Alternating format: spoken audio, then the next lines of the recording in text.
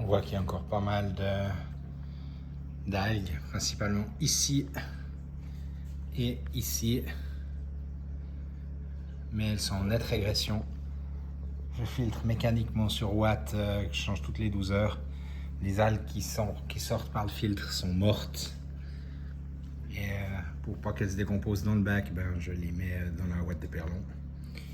Avec l'Exenia Pumping qui pump.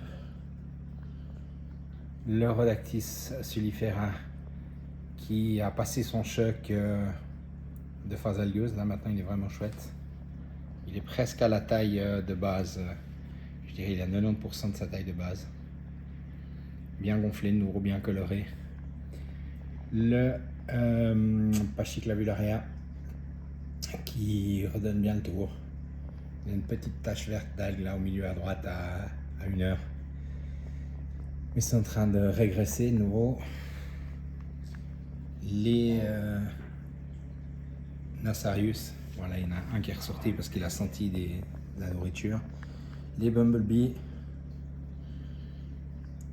Là, on a des Rhodactis, 2 polypes à gauche, rose-orange, qui sont en train de revenir orange justement. Ils ont été roses pendant la phase algueuse. Ça, je sais pas ce que c'est comme Rhodactis, mais ça se déplace. C'était tout sur la pierre, c'est en train de se déplacer pour migrer. Je sais pas, ça la place leur convient pas. Celui-là qui va extrêmement bien. Depuis une semaine, il m'a fait 7 nouveaux polypes. De 9 à 6 nouveaux polypes, pardon. 6 nouveaux polypes. Alors celui-là, malheureusement, de gauche, c'était un Zonthus indonésien bleu qui ne s'est pas acclimaté du tout. Ça, c'est un Tiger Eye rouge qui est en train de reprendre du poil de la bête. Ça, c'est une des boutures frag que j'avais commandé qui était passée 3 jours et demi dans la poste et dans les douanes et qui avait pris froid.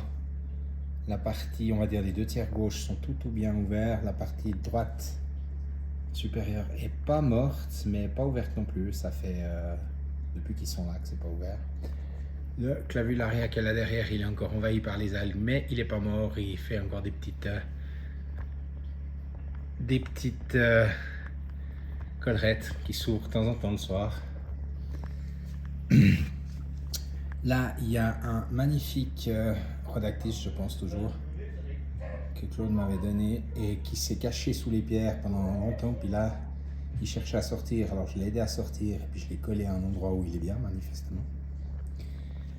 Et puis le dernier bout de corail qui est là, pareil, c'est une des boutures qui avait pris froid et qui, celle-là, par contre, a complètement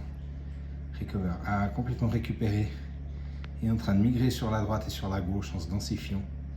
C'est impeccable.